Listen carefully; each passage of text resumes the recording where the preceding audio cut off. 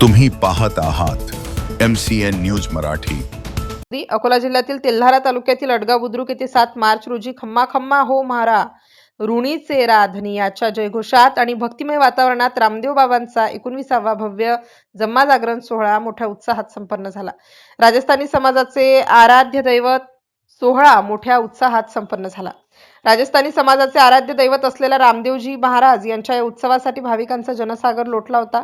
मुख्य यजमान कौस्तुभ भट्टड व परिवाराच्या हस्ते महापूजने झाली। जालना येथील सुप्रसिद्ध गायक मनीष आणि शुभम दायमा बंधूंनी आपल्या सुमधुर वाणीतून रामदेव बाबांचे जीवनचरित्र आणि त्यांचे चमत्कार भाविकांसमोर रात्री 8 वाजल्यापासून सुरू झालेल्या या जागरणात हिंदी, मराठी आणि राजस्थानी भजनांची मेजवानी होती। कीर्तन की है रात, पाळा पाळा, चालो बाबो, भली करेला आणि विठ्ठल विठ्ठल विठ्ठला यांसारख्या गीतांवर भाविक मंत्रमुग्ध होऊन डोलू लागले। बाबांचा नयनरम्य शृंगार, 56 भोग आणि आकर्षक रोषणाईने सोहळ्याची शोभा द्विगुणित केली। संपूर्ण अडगाव नगरी स्वागत कमानींनी सजवण्यात आली होती। भाविकांसाठी फराळ महाप्रसादाचे आयोजन करण्यात आले होते। हा सोहळा यशस्वी करण्यासाठी रामदेव बाबा सेवा समिती, राजस्थानी महिला मंडळ आणि सुंदरकांड सेवा समितीच्या सदस्यांनी दिवसरात्र परिश्रम घेतले। भक्ती आणि शक्तीचा संगम असलेल्या या उत्सवाने परिसरातील वातावरण चैतन्यमय झाले होते। MCN न्यूज मराठीकरिता दीपक रेळे, अडगाव बुद्रुक।